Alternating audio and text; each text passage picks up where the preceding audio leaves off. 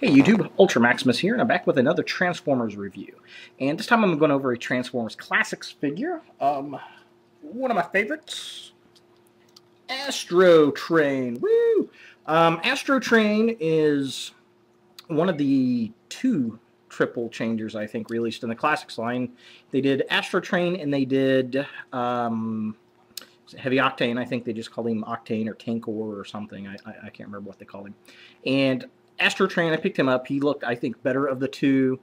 And I always liked Astrotrain. Of all the triple changers, Astrotrain was one of my favorites.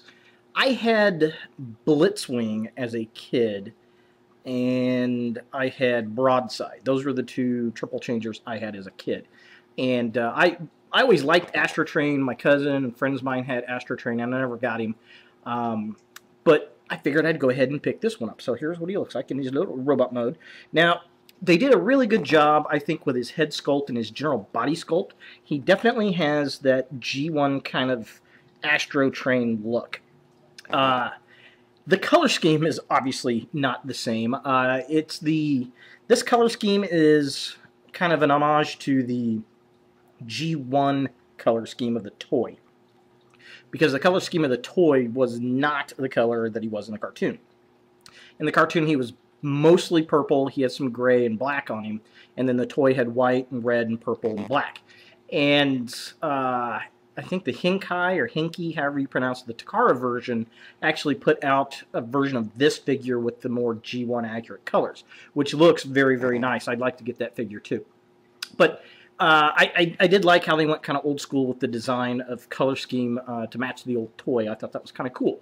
Now, his head looks very cool. He looks very Astrotrain-like.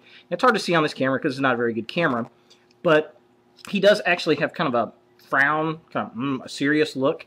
But the problem is when you look at him, if you're far enough away, he looks like he's like, smiling, so that's kind of weird.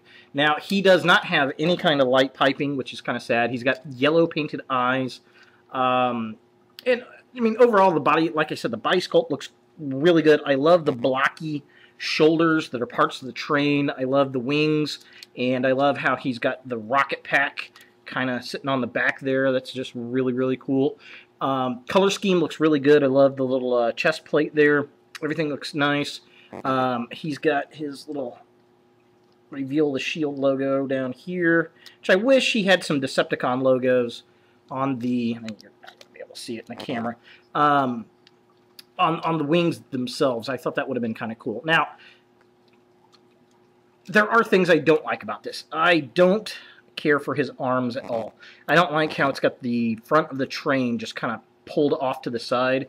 It's very blocky and it just looks really sloppy. It'd been nice if those had folded up or folded off or popped off and clipped on the back or something. I'm also not a huge fan of the feet. The legs are okay. I don't mind the side pieces there, but the feet, I really don't care for the fact that it's the cockpit that fold up. Never really cared for that too much. Other than that, I like the sculpt. I think it looks pretty good. His articulation's not too bad. He's got ball joints in his elbows and up on his shoulders. Now, I will say when you go to move him around, these pieces here tend to want to kind of fall back into place to totally cover up his arm, which kind of stink. You can't get too terribly much articulation going backward because of the wings on him, but that's okay. And his feet, he's got knee joints and that kind of stuff. His feet do bend down a little because of transformation, but there's really not much going on there. He, like you've seen in the back, he really doesn't have much of backpack, and it's just the rockets, which is fine. I think that's fine. But all in all, yeah, he just looks really good. He's a nice, solid figure. I do like this guy very much. He's got this big, huge purple gun. Looks like something Devastator would be rocking. Now, in the character in the cartoon, I always thought was interesting. I thought he had a little bit more personality than Blitzwing did. Blitzwing always reminded me of the Dumb Jock, probably because of the episode with the Triple Changers. When they started their own little armies, he went to the football college, you know, and did that whole deal. So maybe that's why I kind of think that. But I always thought he had a little bit more personality. I loved his voice. in the show. It was very, very cool. And he's just kind of odd in the fact I always remember from Transformers the movie, all of the Decepticons got inside of him and Devastator formed inside, which is like, what? How's that going to happen? And, you know, he's like, hey, we got to lighten the load, which is odd because there's no weight to the payloads in space. So very, very strange. But anyway, they had to move the plot along, get rid of those old characters. Yeah. He's just been one of my favorites. I kind of wish he was in Transformers Animated since we had Blitzwing. And it's a shame they didn't make a Classics Blitzwing to go along with this guy. Maybe we'll get one in Generations. And I'm very upset that the Springer from the Generations line is not a triple changer. That is just weak. Weak, weak, weak. I don't like that at all. But, yeah, I mean, transformation of this guy is actually not too bad, considering he's a triple changer. You want to, first of all, fold this back. You're going to pull this panel down. You're going to hide his little head. And then you want to push in those. Let's see. What do we want to do? We'll do the... Oh, let's do the shuttlecraft. So you want to pull these up like this. And then you're going to leave them to the sides for the shuttle. You're going to clip that together. You want to shove that all the way in, which on this one is so difficult for some reason. I don't know why. And then you're going to spin these pieces around, and they're on ball joints, so you can make the nose. And then you want to pull each foot down on the front here for the shuttle. His rocket pack needs to come up, and then it's going to spin around. It's going to click into place there. And there are little pegs for these side train bits to clamp into up here. And then the last thing you want to do is take his little piece there and fold it up. And there he is in shuttle mode. Now, the shuttle mode. It's okay. Now, the one thing I like, it does have landing gear, which I can never ever get out. There we go. It does have landing gear. I find that cool. It's always awesome when something comes with landing gear. Very cool, very nice. But the thing I don't like about this shuttle mode are these giant train pieces that just kind of sit on the wings. They just don't quite fit the rest of this thing. They almost look like additional nose pieces here. Other than that, it looks pretty good. We got the rocket booster in the back. I mean, the profile fits a shuttle coming in, which is very cool. I like the black going up front there. I mean, it's okay. It's just those train bits that really kind of get me there. But that mode, this is probably of the alternate modes, of the two alternate modes, this is probably my favorite. Now, the train mode. You want to pull the little tail fin apart again. You're going to pull this back. Let's pull this guy down. Then you're going to spin this around. And then the arms are going to come straight up here.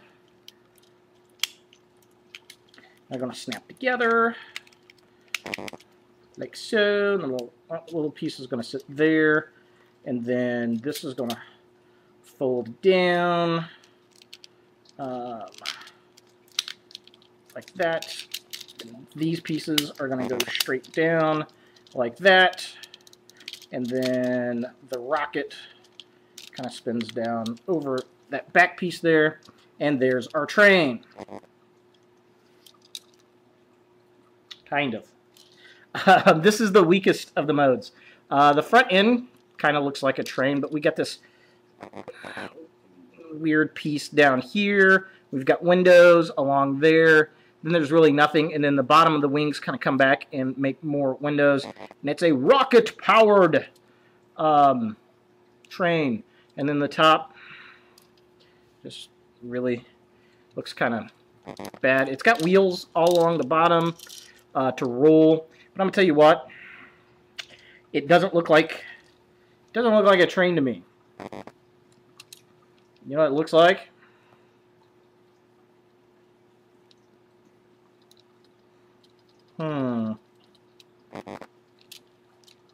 Hi, Bob.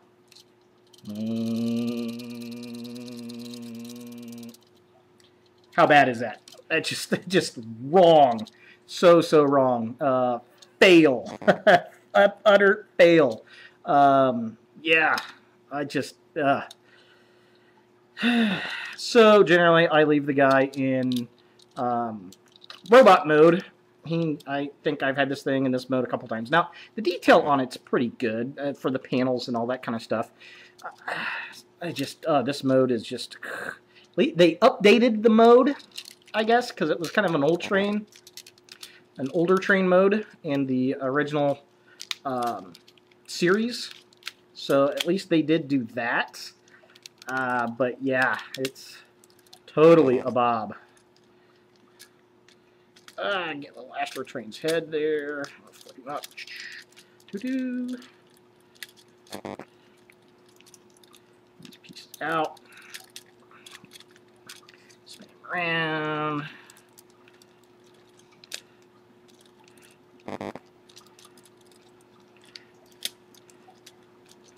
There's that. There. And then don't forget your feet to come up here. Spin this up.